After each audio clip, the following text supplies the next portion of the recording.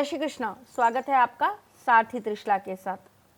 भाई, त्योहारों का समय चालू हो गया है और अब बहुत सारे व्रत रखने वाले आ रहे हैं, पर हम व्रत रखकर भी कुछ गलतियां ऐसी कर देते हैं जिससे हमें उस व्रत का सही पुण्य प्राप्त नहीं हो पाता।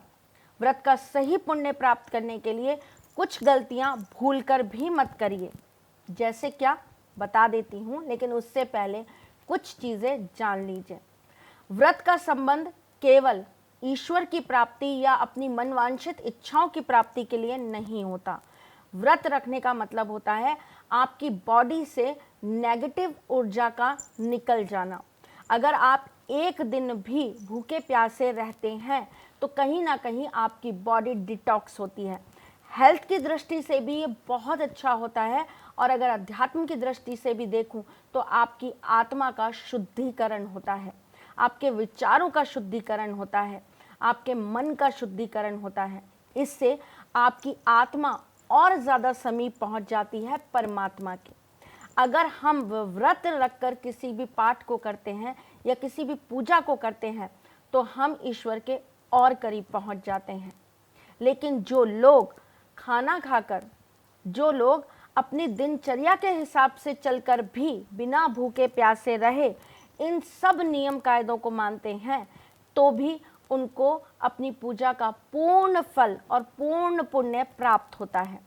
चलिए जान लीजिए कौन सी गलतियां हैं जो हमें व्रत रखते समय नहीं करनी चाहिए।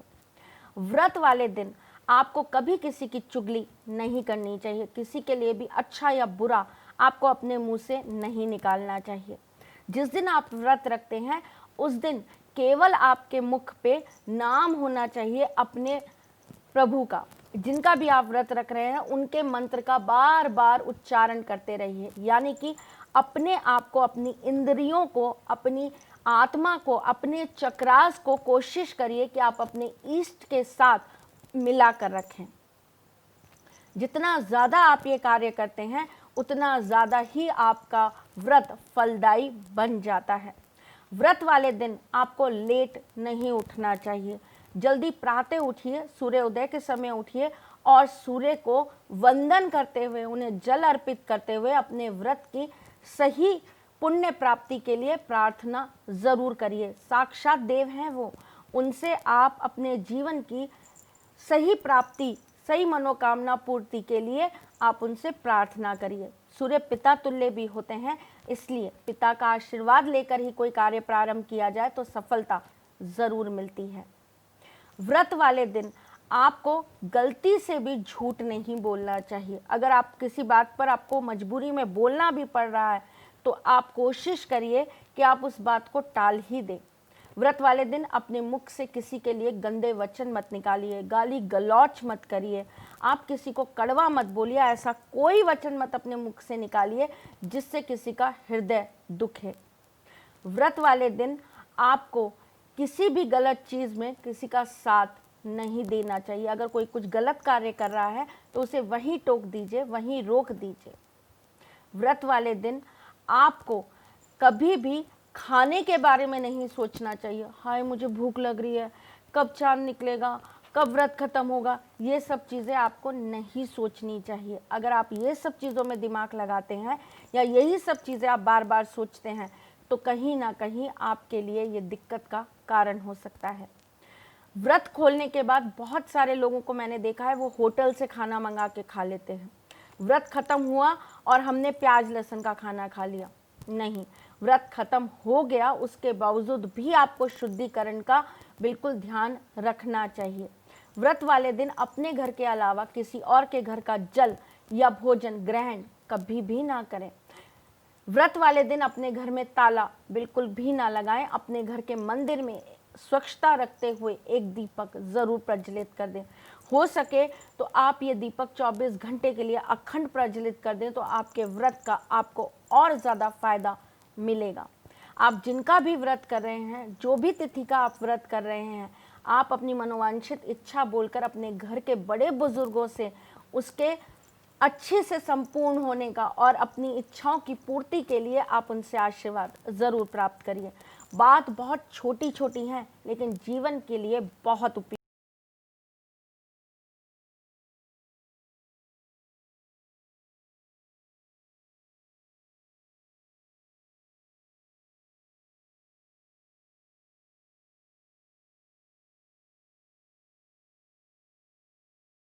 अच्छे विचार लाइए, अच्छी किताबें पढ़िए, अच्छी बातें सोचिए, अच्छी अच्छी चीज़ें एक दूसरे के साथ शेयर करिए।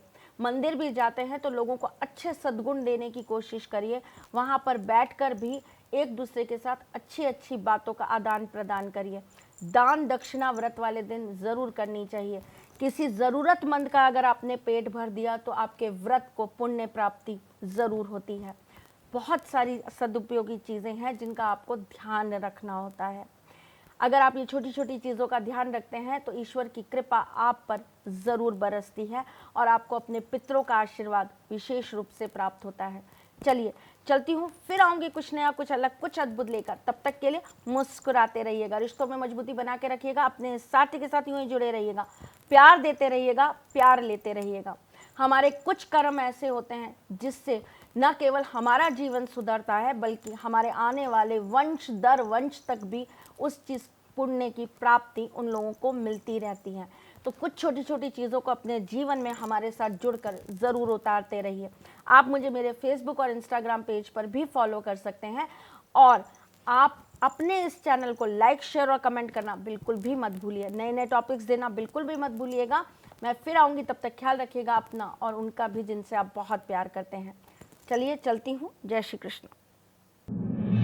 सारथी मां त्रिशला ज्योतिष के क्षेत्र में विश्व विख्यात नाम है।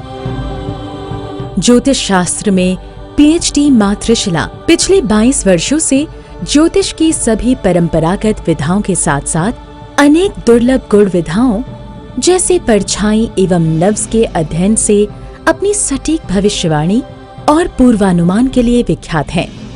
अपने उपायों द्वारा लाखों लोगों का जीवन संवार चुकी मां त्रिशला लगातार 2016 से ज्योतिष विभूषण अवार्ड प्राप्त कर रही हैं। साल 2018 में उन्हें उत्तराखंड के मुख्यमंत्री त्रिवेंद्र सिंह रावत ने ज्योतिष विभूषण अवार्ड से सम्मानित किया था और साल 2016 में उन्हें राजस्थान में बेस्ट एस्ट्रोलॉजर के अवार्ड से नवाजा जा चुका है।